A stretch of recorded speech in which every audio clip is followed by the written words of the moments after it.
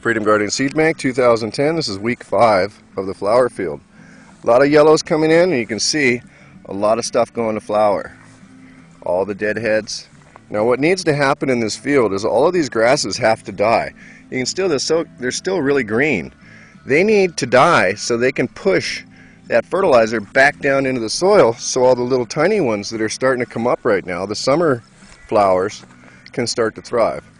This is that decorative filler for bouquets.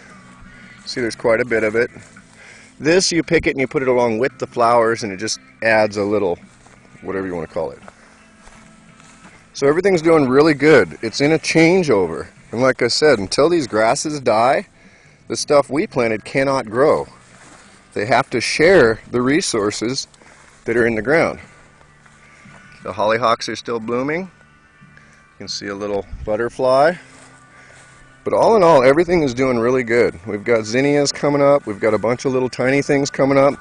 But at this stage, they're only about 2 to 3 inches tall. And again, they're just simply waiting for all of this grass to die off so they can start growing. There's only so much fertilizer available in the ground. So these little guys down here can't really grow as fast as they would like to until all of these grasses start to die off. Again, you can see all the little babies that are coming up in here.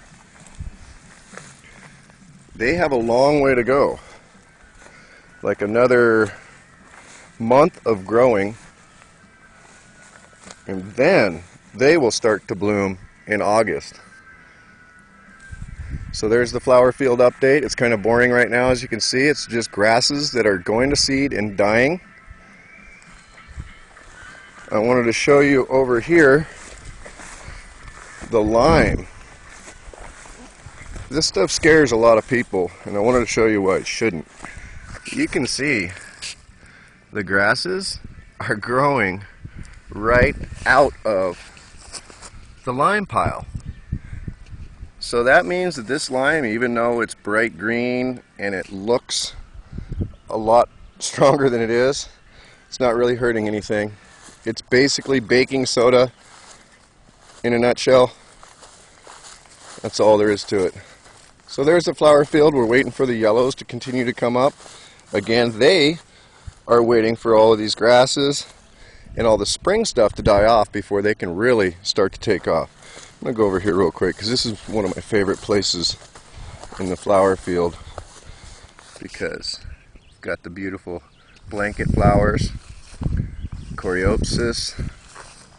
That's one of the black-eyed Susans. There's another one.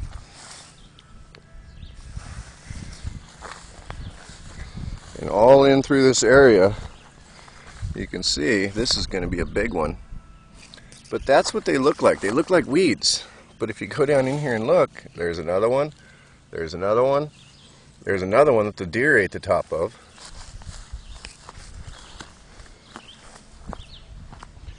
These are summer flowering varieties. There's a big red blanket flower that's about to open. There is some crown vetch mixed in here. And we have something that was missing last year. Look at that beautiful little honeybee. This garden here, what it's called is a beneficial bug habitat. By leaving a flower field on the corner of your farm with all of these different varieties in here, it gives a habitat for the bees, the butterflies, the crickets, the frogs, all the good bugs that you want, the spiders. All of those things eat the bad bugs that eat plants. They're insectivores, whereas the bugs we don't like are herbivores. They eat plants. So anyway, this is a habitat in through here. And then as the crops begin to develop, those bugs will be able to fly just a short distance over to the field, pollinate, and then come back over here where it's safe. They've got lots of cover and they can hide. That's the 5-week update. We're just waiting for the grasses to dry off, and that's when the show begins. So this is the in-between. It's 4th of July, It's supposed to be about 80 to 90 degrees for the next couple days. We're checking everything out.